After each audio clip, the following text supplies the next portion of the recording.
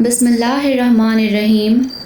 حضرت عائشہ صدیقہ رضی اللہ عنہ فرماتی ہیں کہ رسول اللہ صلی اللہ علیہ وسلم کی عادت مبارکہ تھی کہ سفر میں جاتے وقت آپ صلی اللہ علیہ وسلم اپنی بیویوں کے نام قرعہ ڈالتے اور جس کا نام نکلتا اسے اپنے ساتھ لے جاتے۔ چنانچہ ایک غزوے کے موقع پر میرا نام نکلا، میں آپ صلی اللہ علیہ وسلم کے ساتھ چلی۔ یہ واقعہ پردے کی آیتیں اترنے کے بعد کا ہے۔ ہوتا یوں کہ میں اپنے ہودج میں بیٹھی رہتی اور جب قافلہ چلتا تو یوں ہی ہودج رکھ دیا جاتا۔ ہم غزوے پر گئے، حضرت صلی اللہ علیہ وسلم غزوے سے فارغ ہوئے اور واپس لوٹے اور مدینے کے قریب آ گئے۔ رات کو چلنے کی آواز لگائی گئی، میں قضا حاجت کے لیے نکلی اور لشکر کے پڑاؤ سے دور جا کر میں نے قضا حاجت کی، پھر واپس لوٹی۔ لشکرگاہ کے قریب آ کر میں نے اپنے گلے کو ٹٹولا تو ہار نہ پایا۔ میں واپس اس کو ڈھونڈنے کے لیے چلی گئی اور تلاش کرتی رہی۔ یہاں یہ ہوا کہ لشکر نے کوچ کر دیا۔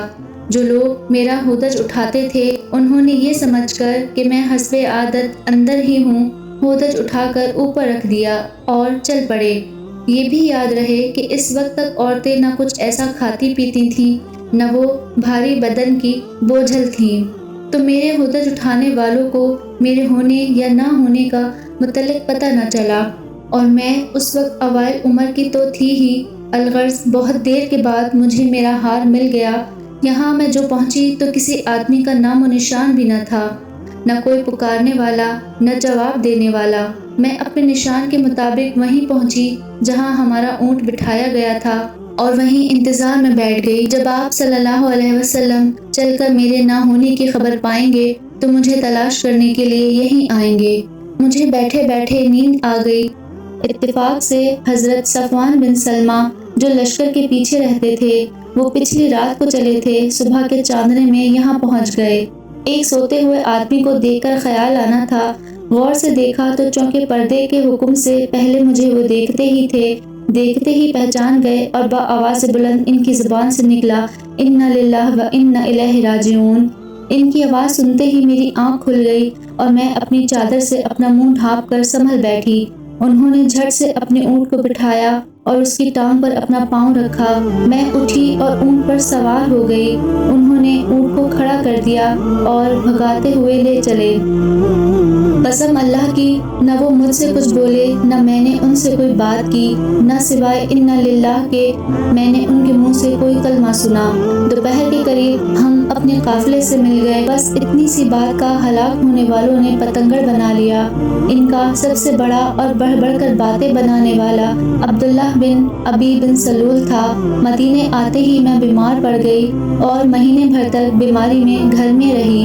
نہ میں نے کچھ سنا نہ کسی نے مجھ سے کچھ کہا۔ جو کچھ غل غپاڑہ لوگوں میں ہو رہا تھا میں اس سے بے خبر تھی۔ البتہ میرے دل میں یہ خیال بسا اوقات گزرتا تھا کہ رسول اللہ صلی اللہ علیہ وسلم کی مہر محبت میں کمی کی کیا وجہ ہے۔ بیماری میں عام طور پر جو شفقت رسول اللہ صلی اللہ علیہ وسلم کو میرے ساتھ ہوتی تھی، اس بیماری میں وہ بات نہ پاتی تھی۔ اس لیے مجھے رنج تو بہت تھا مگر کوئی وجہ معلوم نہ تھی۔ بس حضرت صلی اللہ علیہ وسلم تشریف لاتے، سلام کرتے اور دریافت فرماتے طبیعت کیسی ہے اور کوئی بات نہ کرتے۔ اس سے مجھے بڑا صدمہ ہوتا مگر بہتان بازوں کی تہمت سے میں بالکل غافل تھی۔ اب سنیے، اس وقت تک گھروں میں لیٹرین کا انتظام نہ تھا اور عرب کی قدیم عادت کے مطابق ہم لوگ میدان میں قضا حاجت کے لیے جایا کرتے تھے۔ عورتیں عموماً رات کو جایا کرتی تھیں۔ گھروں میں لیٹرین بنانے پر عام طور پر نفرت کی جاتی تھی۔ حسب عادت میں مستح کے ساتھ قضا حاجت کے لیے چلی۔ اس وقت میں بہت ہی کمزور تھی۔ جب ہم واپس آنے لگے تو حضرت مستح کا پاؤں چادر کے دامن میں الجھا اور بے ساختہ ان کے منہ سے نکل گیا کہ مستح غارت ہو۔ مجھے برا لگا اور میں نے کہا تم نے بہت برا کلمہ بولا، توبہ کرو، تم گالی دیتی ہو۔ بولی بی بی آپ کو کیا معلوم؟ میں نے کہا کیا بات ہے؟ انہوں نے فرمایا وہ بھی ان لوگوں میں ہے جو آپ کو بدنام کرتے پھرتے ہیں۔ مجھے سخت حیرت ہوئی، میں ان کے سر ہو گئی، کم از کم مجھے سارا واقعہ تو کہو۔ اب انہوں نے بہتان باز لوگوں کی تمام کارستانیاں مجھے سنائیں۔ میرے تو ہاتھوں کے طوطے اڑ گئے، رنج و غم کا پہاڑ مجھ پر ٹوٹ پڑا، مارے صدمے کے میں تو اور بیمار ہو گئی، بیمار تو پہلے سے تھی، اس خبر نے تو نڈھال کر دیا، جو تو کر کے گھر پہنچی، اب صرف یہ خیال تھا کہ میں اپنے میکے جا کر اور اچھی طرح معلوم تو کر لوں کہ کیا واقعی میری نسبت ایسی افواہ پھیلائی گئی ہے اور کیا کیا مشہور کیا جا رہا ہے۔ اتنے میں رسول اللہ صلی اللہ علیہ وسلم میرے پاس تشریف لائے اور سلام کیا اور دریافت فرمایا کیا حال ہے۔ میں نے کہا اگر آپ صلی اللہ علیہ وسلم اجازت دیں تو میں اپنے والد کے ہاں ہوا ہوں۔ آپ صلی اللہ علیہ وسلم نے اجازت دے دی۔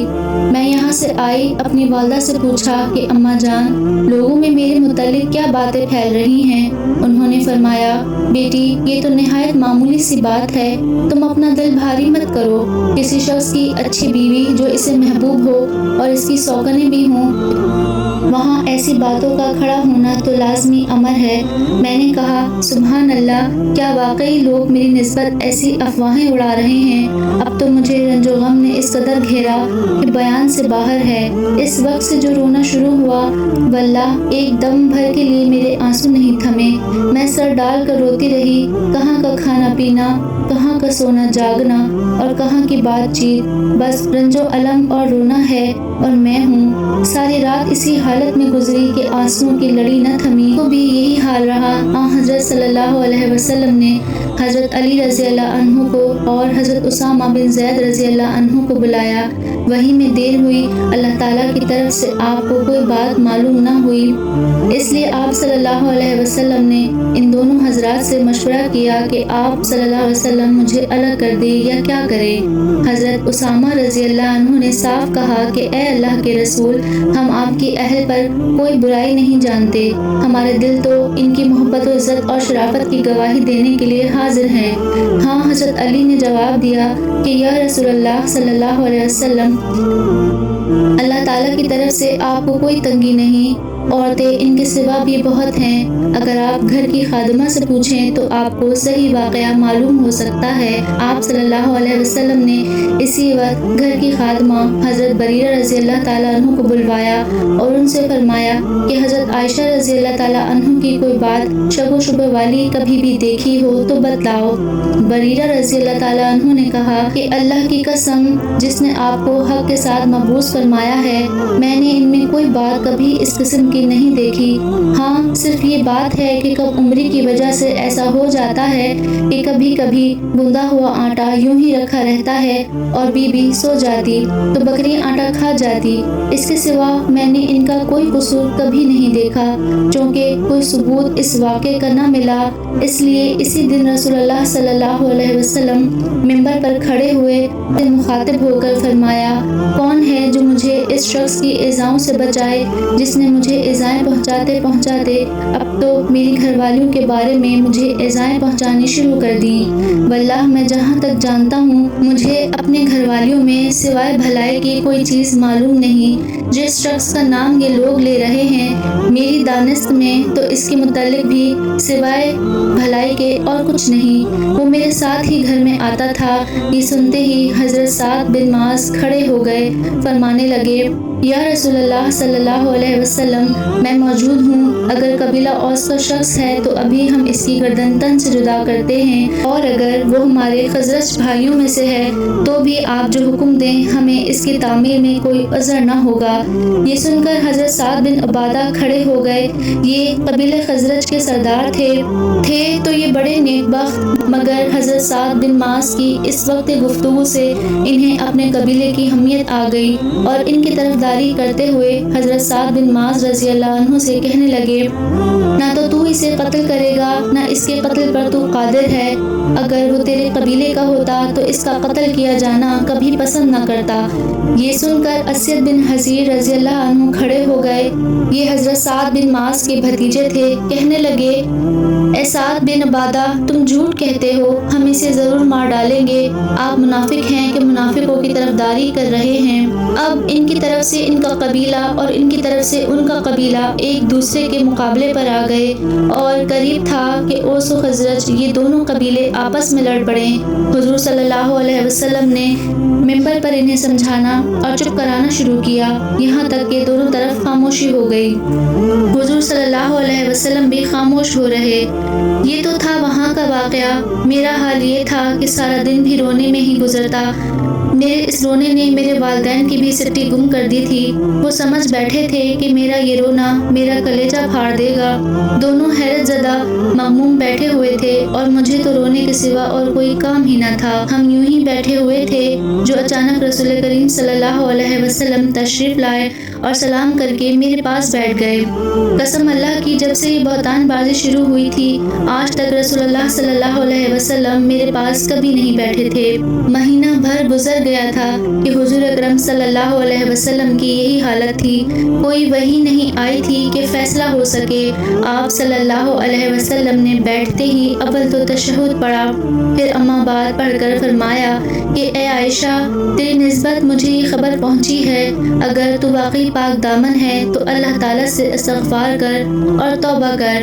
بندہ جب گناہ کر کے اپنے اقرار گناہ کے ساتھ اللہ کی طرف جھکتا ہے اور اس سے معافی طلب کرتا ہے تو اللہ تعالیٰ اسے بخش دیتا ہے۔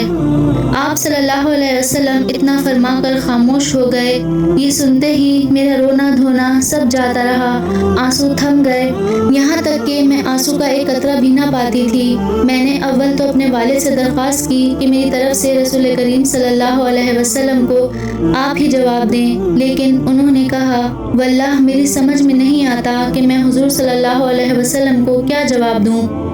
اب میں نے اپنی والدہ کی طرف دیکھا اور کہا کہ آپ رسول اللہ صلی اللہ علیہ وسلم کو جواب دیں، لیکن انہوں نے بھی یہی کہا کہ میں نہیں سمجھ سکتی کہ میں کیا جواب دوں۔ آخر میں نے خود ہی جواب دینا شروع کیا۔ میری عمر کچھ ایسی بڑی تو نہ تھی اور نہ مجھے زیادہ قرآن حفظ تھا۔ میں نے کہا آپ سب نے ایک بات سنی اور اسے اپنے دل میں بٹھا لیا، گویا سچ سمجھ لی، اور اب اگر میں کہوں گی کہ میں اس سے بالکل بری ہوں اور اللہ خوب جانتا ہے کہ واقعی میں اس سے بالکل بری ہوں، لیکن آپ لوگ نہیں مانو گے۔ ہاں اگر میں کسی عمل کا اقرار کر لوں، حالانکہ اللہ تعالیٰ کو خوب علم ہے کہ میں بالکل بے گناہ ہوں، تو آپ ابھی مان لو گے۔ میری اور آپ کی مثال تو بالکل حضرت ابو یوسف کا یہ قول ہے، بس صبر ہی اچھا ہے جس میں شکایت کا نام ہی نہ ہو، اور آپ جو باتیں بناتے ہو ان میں اللہ تعالیٰ ہی میری مدد کرے۔ اتنا کہہ کر میں نے کروٹ پھیر لی اور اپنے بستر پر لیٹ گئی۔ واللہ مجھے یقین تھا کہ چونکہ میں پاک ہوں، اللہ تعالیٰ میری برات اپنے رسول صلی اللہ علیہ وسلم کو ضرور معلوم کرا دے گا، لیکن یہ تو میرے گمان میں بھی نہ تھا کہ میرے بارے میں قرآن کی آیتیں نازل ہوں گی۔ میں اپنے آپ کو اس سے بہت کمتر جانتی تھی کہ میرے بارے میں کلام اللہ کی آیتیں اتریں۔ ہاں مجھے زیادہ سے زیادہ یہ خیال ہوتا تھا کہ ممکن ہے کہ خواب میں اللہ تعالیٰ حضور صلی اللہ علیہ وسلم کو میری برات دکھا دے۔ واللہ ابھی تو نہ رسول صلی اللہ علیہ وسلم اپنی جگہ سے ہٹے تھے اور نہ گھر والوں میں سے کوئی گھر کے باہر نکلا تھا کہ حضور صلی اللہ علیہ وسلم پر وحی نازل ہونا شروع ہو گئی اور چہرے مبارک پر وہی نشان ظاہر ہوئے جو وحی کے وقت ہوتے تھے، اور پیشانی مبارک سے پسینے کی پاک بوندیں ٹپکنے لگیں۔ سخت سردی میں بھی وحی کے نازل ہونے کی یہی کیفیت ہوا کرتی تھی۔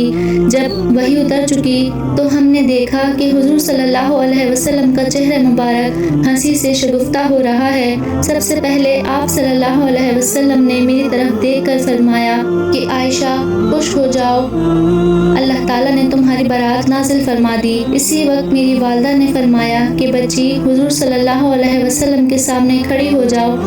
میں نے جواب دیا کہ واللہ نہ تو میں آپ صلی اللہ علیہ وسلم کے سامنے کھڑی ہوں اور نہ سوائے اللہ تعالیٰ کے کسی اور کی تعریف کروں۔ اسی نے میری برات اور پاکیزگی نازل فرمائی ہے، اس لیے میں تو اسی کی تعریف کروں گی اور اسی کا شکریہ ادا کروں گی۔